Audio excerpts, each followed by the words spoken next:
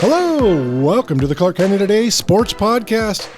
I'm Paul Valencia, and these guys are Tony Liberatore, Cale, Piland, and it's state basketball week. Thanks for joining us. We are recording this on Monday before the Dome games. The Dome games start on Wednesday in Tacoma and Yakima, and then of course there's Spokane too, has some games for the B schools. But we're recording this on the Monday before that. But today we're going to talk about brackets, seating committees, hats, and how we got here. In the state of Washington, the final week of state tournaments feature 12 teams in each tournament, and how this new format was designed to keep the best teams away from each other, but it's not always the case.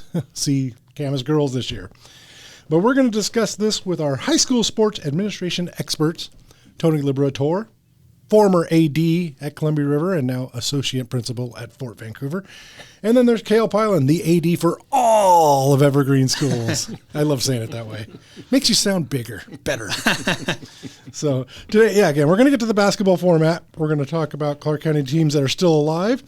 We'll share our favorite Clark County high school basketball memories. A quick shout out to some of the champions in individual sports that happened since the last time we recorded a podcast. And then we'll jump into Major League Baseball talk for a bit. Spring training has started. I'll even share a Clark County tie to spring training that involves Columbia River High School. So let's get to it. Cale, Tony, I already said welcome. We're doing that. So the WIAA format, I got to give a brief history. A long time ago, 16 teams, double elimination tournament, one site. Took forever, and it was awesome. But I couldn't believe it when I looked this up. 2010 was the last time it happened. Yeah. I would have guessed 6-7 years ago. No, it's 13 years now, and people are still begging for that thing to return. And then they went to just 8, the final 8 in the Dome for a few years. You know, they had the regional format, and only 8 teams went to the Dome, and people got so mad at that. So they kind of compromised, and now we're at 12 teams to the Dome. And before we get into the potential bizarre matchup this week in the quarterfinals of the 4A girls tournament, Cale, Tony, your memories of when these changes were made and maybe the feedback you got from coaches as you were ADs or in administration.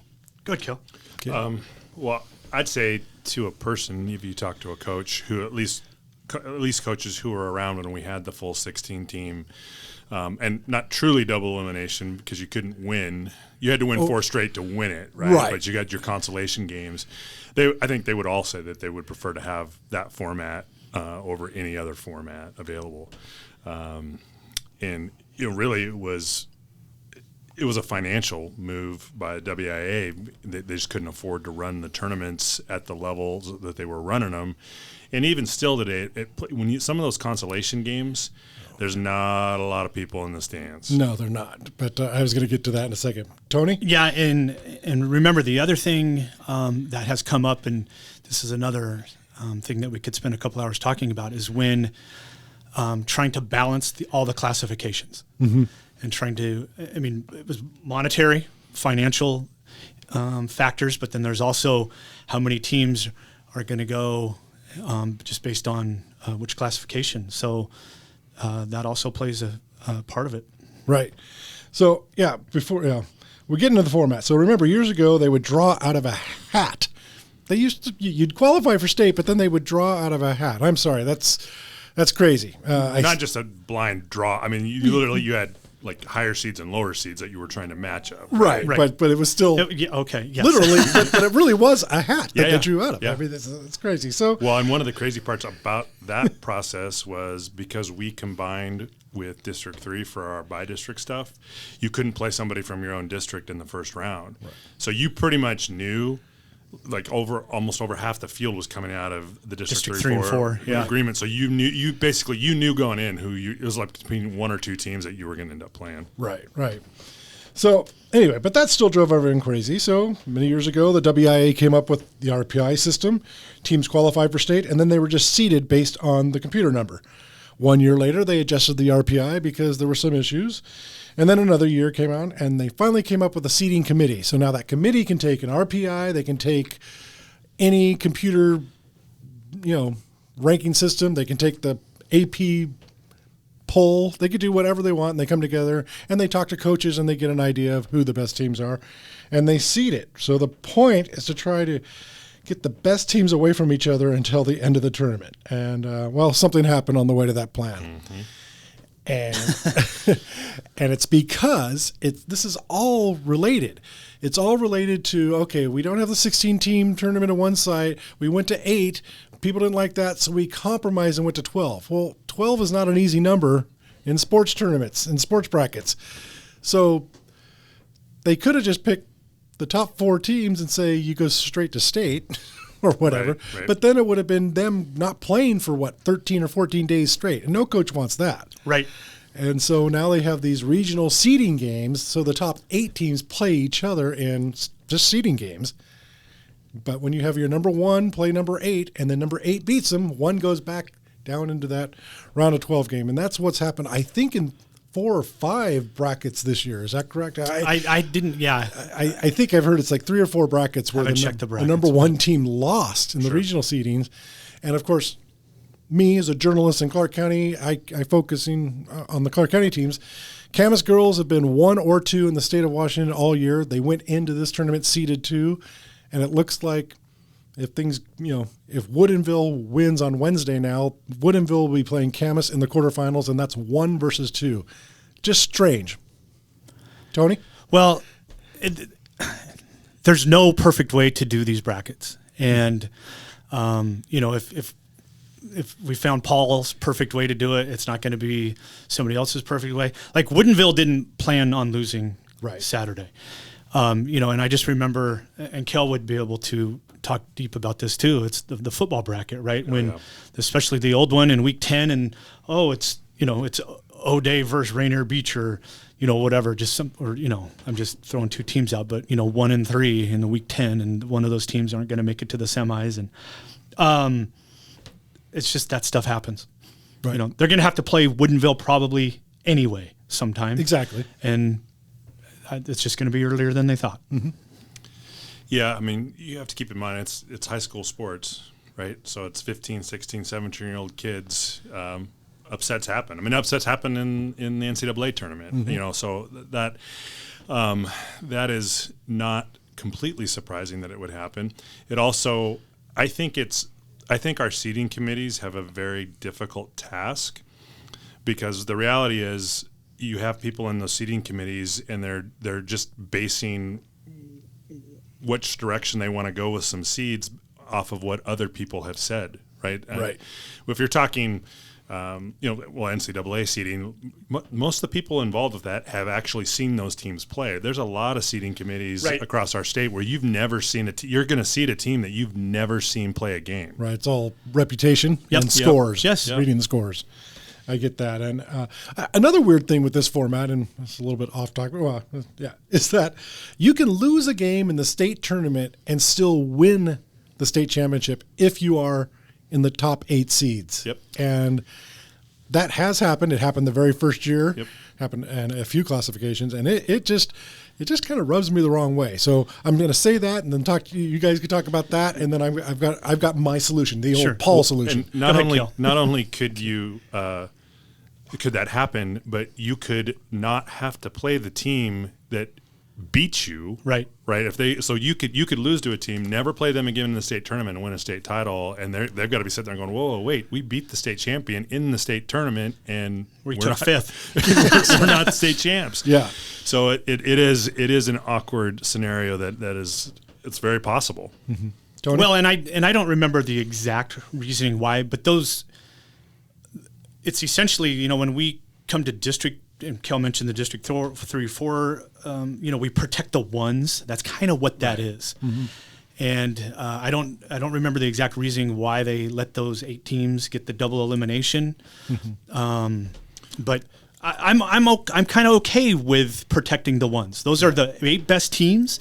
But I get it. It's the old days. It's survive and advance. Right. And my thing, I honestly believe it's just that the coaches were like, well, if we do this 12 teams in the dome format, what are we going to do? You can't have the top 4 teams sit for 13 days until the Thursday at state. So the reason that decision got arrived at So before, when it was the 8 teams, they would run a true regional format where you'd have your 2 higher seeds play each other and the 2 lower seeds play each other.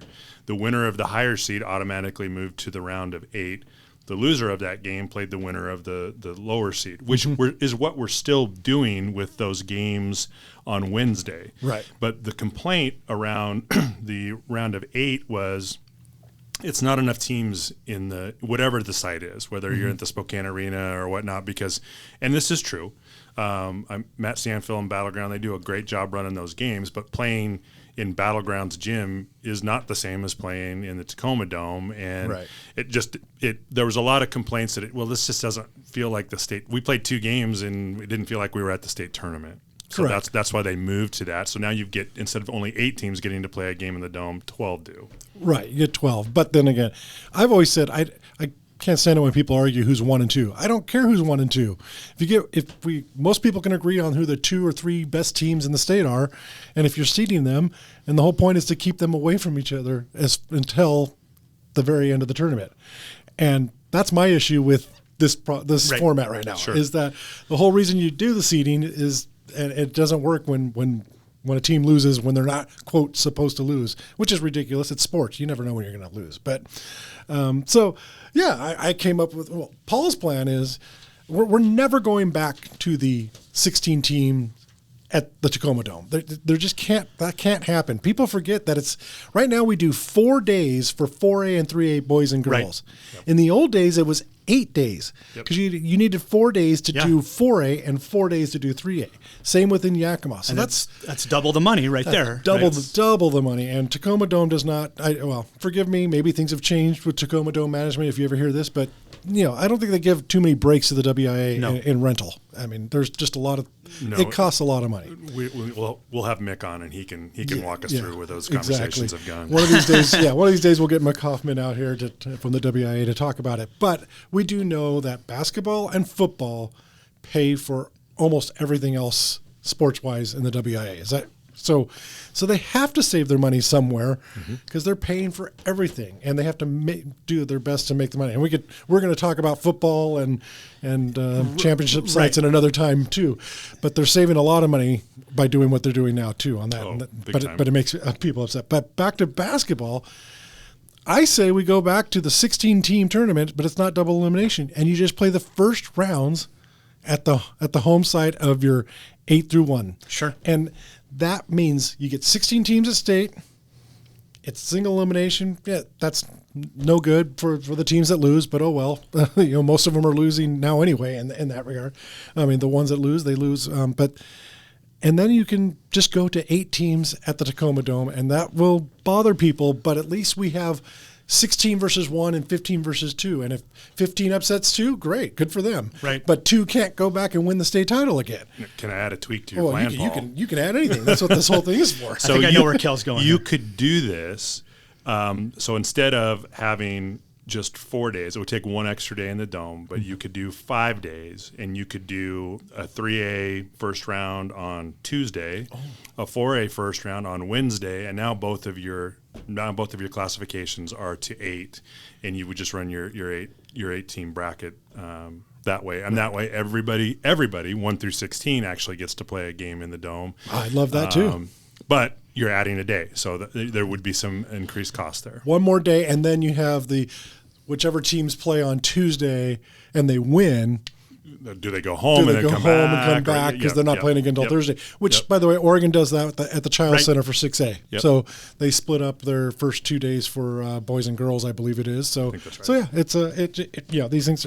There's no perfect answer. I agree with you on that, Tony. But I cannot stand these regional seeding games. The elimination games are dramatic. They're fun. I watched a couple of them on Saturday. They're fun to watch. And just, I guess, being a Clark County homer, I like that Battleground can host that. Yeah. Yeah. And it's just, we don't, and I know that Bay in the old days used to, and, I like that there's teams that can come down here and Battleground can host, and we get some quote unquote, county home games for Camas. Right. Boys and girls are at one site, and You know, I mean, that's huge. Yeah, they right? did a great job with that because Camas boys and girls both played and both got a home regional game, so they made them double headers. So that was great for Camas. And that's good. And that was Friday night. Yeah. And a few years ago, there were 6 games in Battleground, so 2 on Friday and 4 on Saturday. That was a long day. So yes, and you know, Battleground staff, that's a long day for them, and you know, because they host a lot of state stuff that people don't know about. So. The WIAA is right now putting a committee together to look at state basketball tournament format. So it is going to, whether it changes or not, I don't know, but it is going to be looked at. Okay. Well, now let's shift gears a bit, and we'll just talk the team still playing. So on paper, Camas might have a tougher road to the finals than expected, but as I've always said, and you said it earlier, Tony, you got to win the games in front of you on the schedule. It really doesn't matter. Cale's won a state championship in football, and the biggest opponent that year was semifinals. Both our quarterfinal and semifinal games were closer than the state championship game. Exactly. And those games we were the road team, and we were traveling to our opponents in both those games. Which is funny because if they seeded it now, you guys would have been 1 or 2. Yeah. Right. But you would have been home for those games. But Correct. But anyway, my point is that that's been happening forever. Yes, You got to win 4 games. You have to win 4 games. Do it. Yep. But anyway, these Camas Papermakers, they're loaded, and they also only have 1 senior, and she's on a reserve role, and then she just got injured in the by-district tournament, so she's not even playing. My point is that win or lose it all, win it all this year or not, this Camas team is going to be the favorite next year for sure too. So, but yeah, your thoughts on Camas girls basketball, Tony? I have not seen them play this year, except you know I have. I think I mentioned this on our first podcast. I actually talked to Coach Thompson. Yeah, he came by Fort to drop some graduation stuff off, and I was able to pick his brain. And you know, his daughter plays on the team. Yep. And it's one of those things where, in fact, I was getting probably a couple of texts on Friday that said Thompson's daughter is legit. Yes. You know, and I've only seen clips of her in the last couple of years, but I would put, if I was betting, I would put money on Camas girls. No, she is scoring a lot more this year, but she's one of those type of players who doesn't even have to score to make a great impact on the game. Traditional point guard, making sure everyone else has the ball and playing strong defense. Yeah, that's Cale? what I was. Yeah. The thing that I think makes them a tough matchup is that they're obviously very, very talented, and Scott does a great job coaching the team. But they share the basketball as good as any team, boys or girls I've seen come out of Clark County, and that makes them a very difficult matchup, and especially in a tournament format, because it's not like they've just got one girl that you have to take away. Mm-hmm. No, you have to stop them because they're going whatever you take away, they're going to have a counter for it, and it could be one player one night and somebody else the next night, that's getting it done for them because they share the ball so well. Yep, absolutely. So in 4A boys, it's the Union Titans going to the Dome for the 8th consecutive tournament. That's incredible. Yeah, that's a good run for 4A. It's impressive. And then the Camas boys are going to the Dome for the first time. So an impressive achievement. But I think it's kind of cool because of that rivalry, and they can't stand each other on the court, but we know they like each other off the court. And it's the football players, same thing. Everyone wants to beat each other but I think deep down they love that 2 of 4 teams from the 4A GSHL are in the final 12. Oh yeah. Oh, absolutely. Yep. 100%. That's a 4-team. Half of your league is in the final 12. I mean that is impressive. Yeah. Right. And I just think that's the stuff we have to pub, right? And you have a 1A question. It's the same thing. Right. Right. Yeah. And what's interesting? Yeah, it's the same thing with the 1A. I'm sorry. I'm reading off my notes and I'm doing this, but 1A, we got Kingsway Christian. They made it to the final week of the season. Also 8 in a row for them. And when someone told me that the other day, I don't know why I didn't know that. I mean, I know they're always among the best in 1A, but I just didn't realize they've also gone to the Yakima Valley Sun Dome 8 years in a row, and that's pretty cool. And then Seton Catholic is going for the first time, the Seton Catholic boys. So same thing. They're only a few miles apart, and they're these small private schools that want to become big, at least well, everywhere. Every school wants to be good, but athletically, they've really put a lot of emphasis on their athletics. And Tony, what are your thoughts on Seton and Kingsway Christian representing Southwest? This is just one of those things. So if you just put all the numbers for the county schools, right? There's 4 county boys teams playing, this week, and that's huge. And I just think, just being a long time involved in GSHL athletics, the coaching is so much better in our county and GSHL and then the 1A, the Tri-Code, than it's been in a long time. Yeah. And I mean, we're just starting to see that, obviously, with the growth, the population growth, and we just see those schools get better anyways. I'm just trying to remember when the private schools, I mean, we've talked about Kingsway and Seton, but they're, for a long time, kids that wanted that private school education, they would head over to Portland. Right. Jesuit, St. Mary's, Central Catholic. At least those were the biggies. There were probably some smaller ones, De La Salle on the east side. They stay in Clark County now. Yep. And so, I mean, there's some that still go to Portland, but I think that's huge. That's great. Right. No, it's just great for Clark County. I mean, the quality of basketball we have down here now, the quality of sports really in general, because I think we're going to see the same thing in the spring. We're going to have a lot of teams that are going to be there, and it's just, it used to be an anomaly, right? Now it's just a regular occurrence. Hey, Union's at state, Kingsway Christian's at state. No. Another year, same thing. So back to, I don't like, you guys can do predictions if you like. I've never liked the predictions necessarily. People throw it back in my face. I don't like that. I guess I'm too sensitive, me. But I love Camas's chances. I've been on the Camas bandwagon all year. Yeah. But I should remind people, this Camas girls, they don't play until Thursday because they get the quote bye on the round of 12. They're not in the round of 12. So, and then we already know about that bracket. But I want to say that for Camas boys and Union boys, nothing would surprise. I could see them both winning on Wednesday. I think that they're like 50-50 games.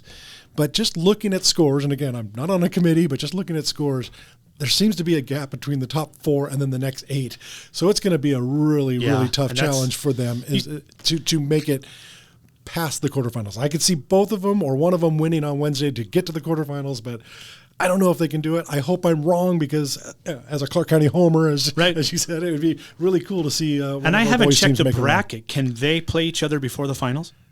I don't think so. I don't have the bracket in front of me. Yeah, but that would be fun. No, Final Four. If they're in the finals, that would be nuts.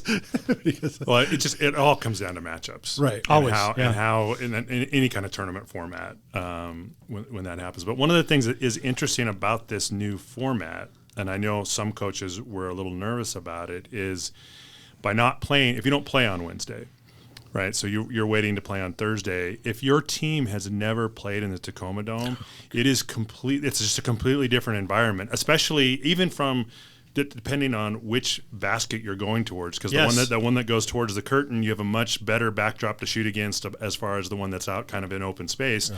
So if you have a team that got to play on Wednesday and they're playing somebody on Thursday, it doesn't have a lot of kids who ever played in the Dome before, that can be a factor. It is. It's weird to think, but it is. It's cavern. I mean, I've had a ton of coaches just say, like, we just didn't get used to the.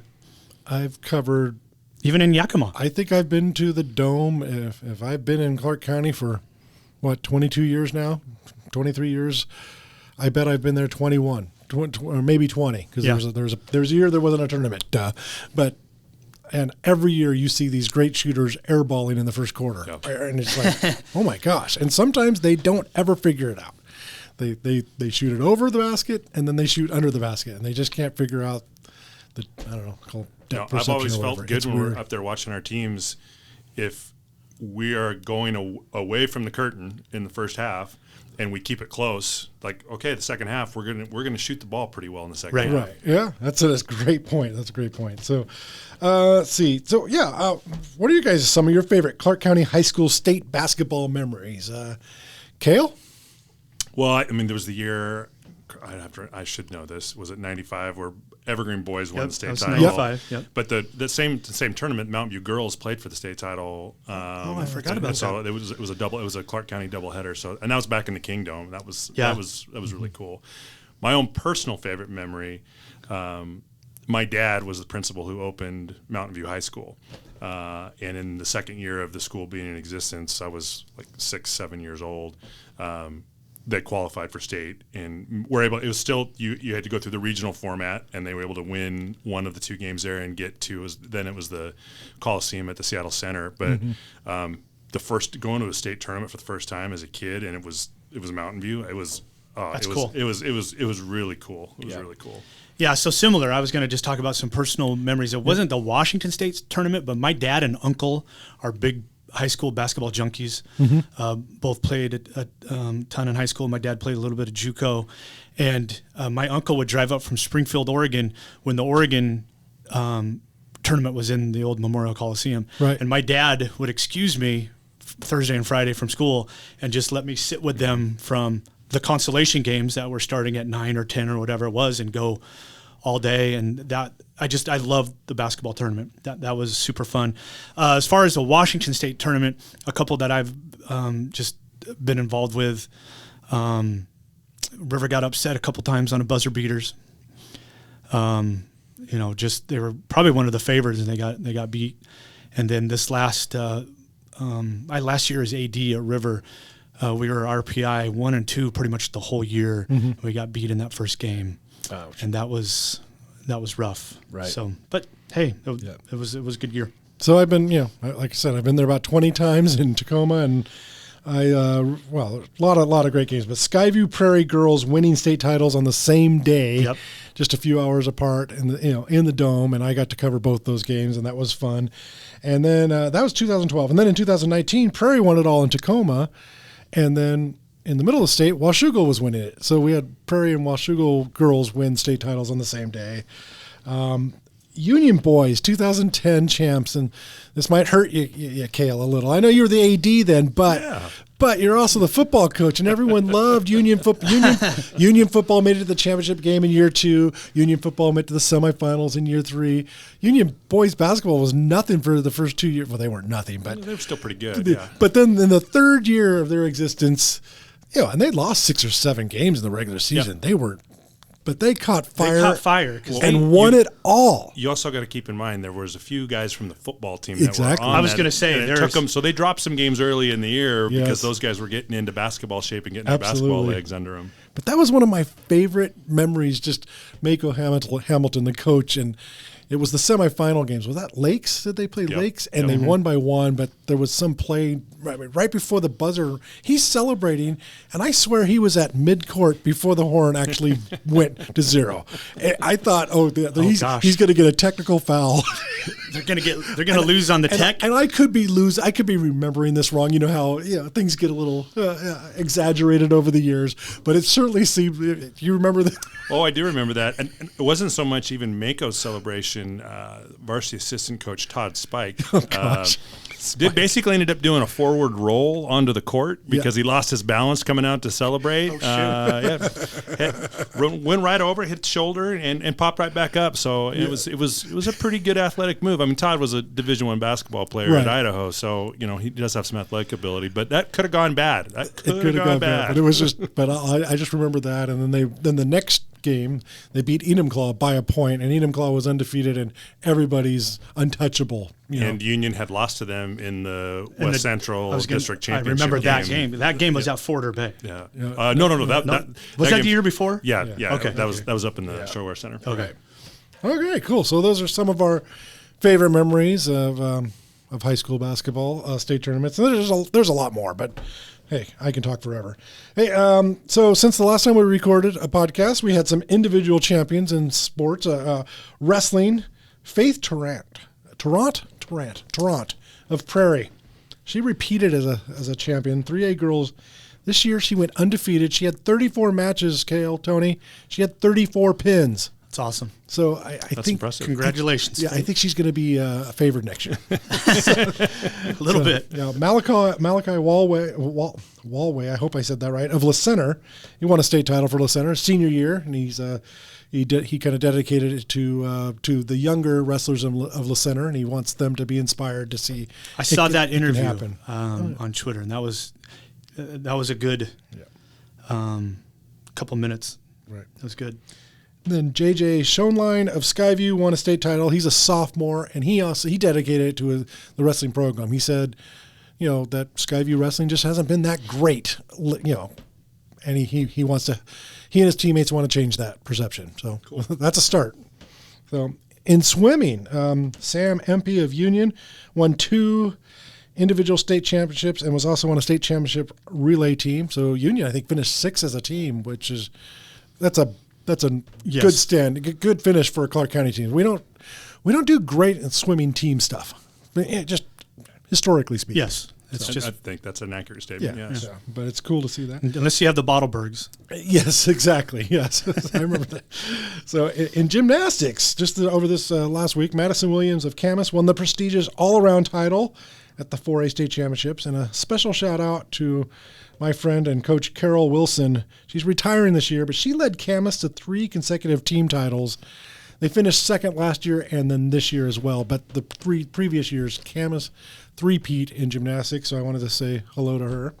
And so that's kind of a, you guys want to add anything about your appreciation for the individuals, the quote, individual sports? I know they're all teams. No, just I think, you were talking about that, the state championships, and winter sports has a lot of individual performances, and it's important to recognize those. There's a couple of times at River where we had some very high achieving individual in gymnastics and in swimming. Right. Kids that, just would dominate. And so it's good to recognize those. Oh gosh, outside of teams. Speaking of memories of state, I mean, Columbia River gymnastics from early 2000s and all the way through, they always went to state as a team, always. Yes. I mean, they had such a great run, great coaching staffs, and they taught me a lot. I'm not a gymnastics expert by any means, but I could tell you that for about 10 or 15 years, I was the only journalist from Clark County that was going to state gymnastics. Sure. So I had a blast with that community. It's a great community, the gymnastics. Yeah, and the coaches did a good job. One thing that I learned as AD about gymnastics, it was part of my responsibilities. I was the gymnastics commissioner, so I was way over my head. And I had to rely on, Carol Wilson is one coach that helped. Obviously, the Rivers coaches. But what they would tell me going to state, and said, we're not going to win it.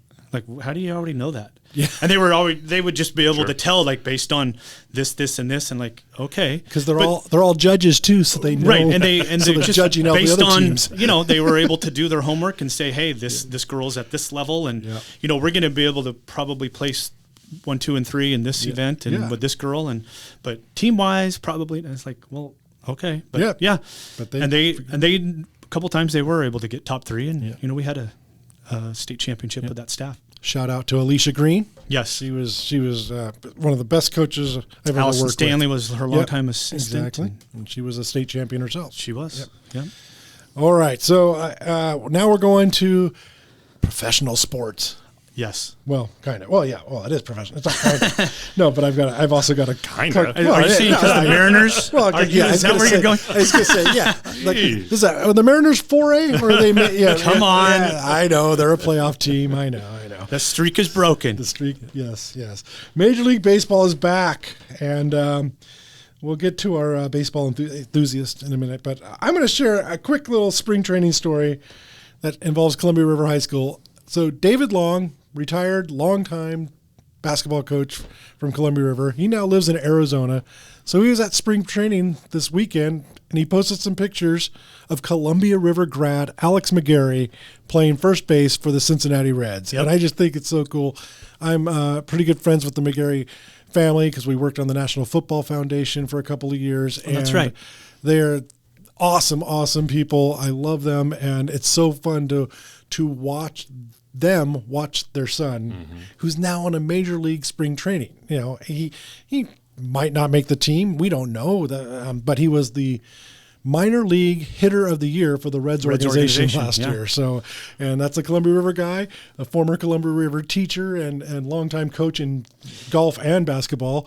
So he never coached Alex in baseball, but he's still a big fan of Alex. I was trying to remember this once I saw this. I think Alex played basketball his freshman and sophomore years. Okay, yeah, I believe. And I know that he had a couple of classes with Coach Long as well. So, right. And even if he didn't, Coach Long just loves everything about Columbia River. He would have gone absolutely. So here he is in Arizona, retired. I've seen pictures of the house. He's doing fine. Yes, and he's doing fine. And then he's watching a Columbia River, former Columbia River guy. But that's a good point. Alex worked hard at getting to this point because a lot of, once he, obviously played baseball at River for 4 years, and then he went to Tacoma Community College and he really worked hard there to get to Oregon State. Yep. And then he worked hard at Oregon State to get, he hasn't ever been like the blue chip prospect, prospect, but he worked his tail off. Yep. And then he was also a victim, one of the many victims of the pandemic. He didn't get to do a normal draft. Yeah. I mean, they only had like 5 rounds that year, so he wasn't drafted.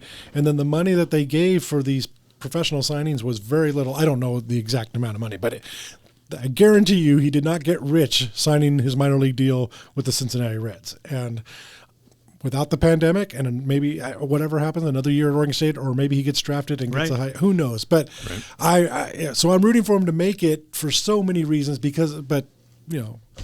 just a great guy and a great family. But it'd be really cool because of all the stuff that he's gone through beforehand. So good luck, Alex. And then now to our baseball enthusiasts, and they love the Mariners. It's Cale and Tony taking over. Talk about your Mariners. Okay, so here, Cale, been a ton of projections the last week from the data guys. Over under Mariners wins was 87.5. What are you picking? Well, I will preface responding to that. Friends that know me, especially with my sports fandom, I am typically on the pessimistic side. In fact, I have a group that we watch the Seahawks with, and if there's a time where I'm actually talking positively about what's going on during the game, they get all up in my case because that's not what you're supposed to do. You got to know your role, man. But I will say for this, over under 87, I think it would be very disappointing if it was under 87 based off of what happened last year and where the organization is going. I think maybe to get there, they're a move or two away from, especially at a couple of positions offensively, to get them there. I would go. Even my pessimistic self would go over, because of under 87, it would feel like the year was a failure. Now, obviously, injuries can play a part in that and whatnot, but I would expect over. I think healthy, as constituted, they have to be over. They got to be low 90s again, for sure. Nope. Yeah, for sure. And my editor is a huge Mariners fan, so I can't talk too bad about him. Thank you. Hey, Mariner fans have been long suffering. I was happy for them. I was happy for the true fans. I really was.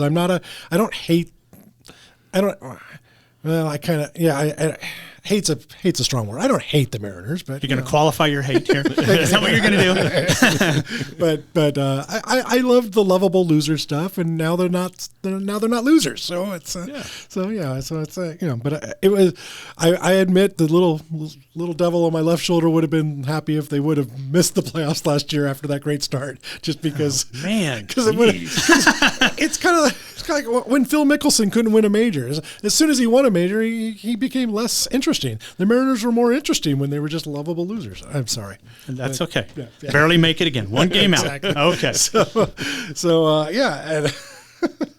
so that's the sports part. Well, I guess no, there's more sports part because last time you gave me a Prince trivia question, Tony. But we are going to continue with the sports trivia. Is that what I heard? Well, did you just real quick? Did you want to ask about the pitch clock? Oh yeah, I'm sorry. Yeah, that's right. Pitch clock, Major League Baseball.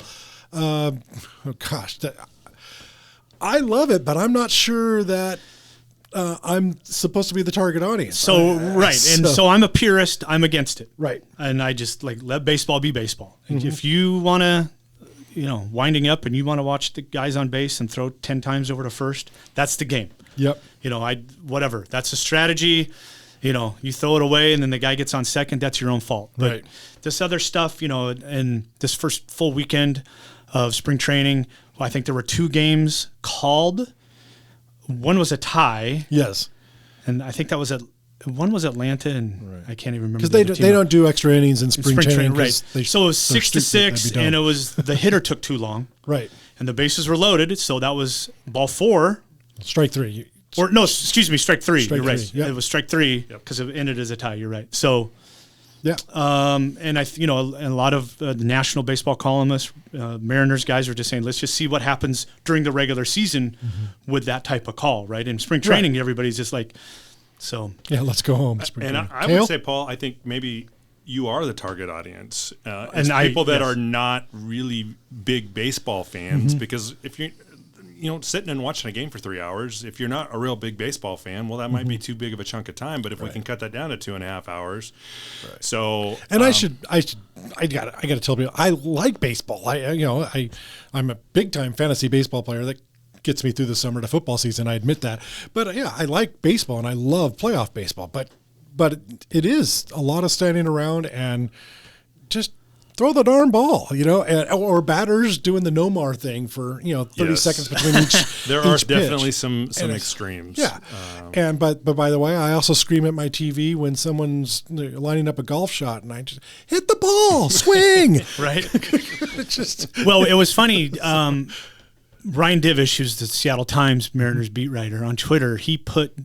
So the Mariners, the first 2 games for the Mariners, spring training games, have been under 2.5 hours, or right about, right? And so, the Seattle Times guys have just been like, holy, this is great. And Larry Stone wrote a column on it. Ryan Divish, though, said, look, that's a lot of $15 beers not sold. Yes. And so I've talked about that forever too. Like, you go to the game, that's just part of the rhythm of baseball. Right. Right. They shut down sales concessions around the 7th, 8th inning, and now it's going to be, is that 45 minutes earlier? Correct. So, we'll see how that works. And I understand a lot of it is TV driven. And so we'll see. And you're right. I guess they're looking to bring guys like me back who I watch occasionally. No, they want me to watch more than occasionally. But for a guy like me, I want extra innings to be extra innings again instead of ghost runners. I hate that too. See, I like the potential for a 16, 17, 18 inning game. That keeps me interested. That's the drama of it. But no, some guy, doing 7 pickoff moves in the 6th inning doesn't do much for me. No, they're going to have to get – there's obviously going to be some kinks. They're going to have to get it figured out. But early in the year, somebody's going to lose a game because some umpires are going to call a pitch clock violation that's going to cost somebody. Or that balk call. Or whatever happened. Or how about you throw the ball over to first base to that Julio guy? He's fast, right? Yes. Yeah, that guy. Because you only get 2. You throw the ball over twice. Does then Julio take a 30-foot lead? Yeah. Well, and the bigger base, right? He's already got a built-in advantage, right? Shrunk it already. So the stolen bases are going to go up, which will be more exciting, or at least plays to second. This is like the pass interference calls in the NFL, which that's what we want more offense. So here we go. Right. I just want the ball more in play, and I don't like the shift. I don't like the shift, so I'm glad that's going away. But they're going to figure out what I've already heard. They're going to bring the left fielder in now to do the. Yes, there's no rules about where your outfielders have to stand. So. Yes. Oh, they'll figure out a way. Yeah, they'll figure out a way. Okay. All right, Paul. So you mentioned the trivia. Yeah. Last time we did a Prince trivia. This week, Raiders trivia. Raiders trivia. Okay, and I need to qualify this one. Besides Bolitnikoff, Branch, and Brown. Okay. Okay. Oh. Can you name 3 of the 3 other top 10 receiving leaders? Yards, not receptions, yards. Wait. Oh gosh, receiving leader. Raiders receiving leaders besides those 3 guys. Yeah. And I'll give you a hint here. Just go tight ends. Yeah. Well, Todd Christensen. Yes. Yeah, but he actually led the league in receiving and yardage. No, I'm sorry. All-time Raiders. Oh, for all-time the Raiders. Not NFL. All-time Raiders. Because Christensen was, he had like 90 receptions before anyone was doing 90 receptions. Right. But he had a great 4-year prime. So Christensen, yes. So there's 2 more. Okay. Waller. No. Didn't Waller? Are you talking about leading? All-time Raiders. All-time Raiders, not one season. Okay. No, I'm sorry. Yes. Gotcha. All-time Raiders. Dave Casper. Yeah, because he played it for so long. Actually, so Casper is just barely. He's 11th, actually. Okay. All right. but because they played in a different era. Yes. Oh, goodness gracious. So, yeah, Christensen, of course, and then my favorite Raider of all time. Your favorite Raider of all time. And you said go tight end. Well, but you mentioned Christensen. Okay. And then my favorite Raider was a running back. Oh, okay. So who made a living out of catching? Yeah, Marcus. But okay, but not turn me off with the tight end thing again. Dang it, it's not my fault. And then any of these goofy wide receivers in the 80s. Okay, goofy wide receivers in the 80s. It wasn't James Jett, I'm sure it was. It was? He's on there. Yeah, he's on there. Okay, there James Jett, yeah. The other one was Swervin' Mervin. Fernandez. Right? Yeah. James Jett is famous in our household. My wife's first Raider game. The Chargers started with a backup quarterback. We started with a backup quarterback. We ended up with our third quarterback. There were 27 punts in this game. It was 6-0, and James Jett caught a pass from Wade Wilson. There you go. A 65-yard bomb to win the game with like 30 seconds left after 27 or 28 combined punts. And my wife was hooked because everyone's just going crazy in Oakland. It didn't That's matter her favorite Raider. Yeah, well, it's not her favorite Raider, but it's a memory we always James have. Jett moment. And then it turns out Amy Trask, you know Amy Trask, yeah. the Princess of Darkness, great former Raider, what is it? Yeah, she was president. Yeah. So anyway, she wrote a book about her career in the NFL, and she said that's one of her favorite games of all time. And Jenny loves that because that was her first game, and it's one of Amy's favorite games because it was defense, because it's all offense nowadays, and that was a defensive battle, and we got a big win. There you go. Perfect. Anyway, yeah, we're talking forever. They brought up Raiders, so I'll go on forever. So sorry about that, everyone. Tony, thanks. Cale, thanks. Thank you. I think we got another podcast ready to go. Ready to go. All right. Thanks. Take care.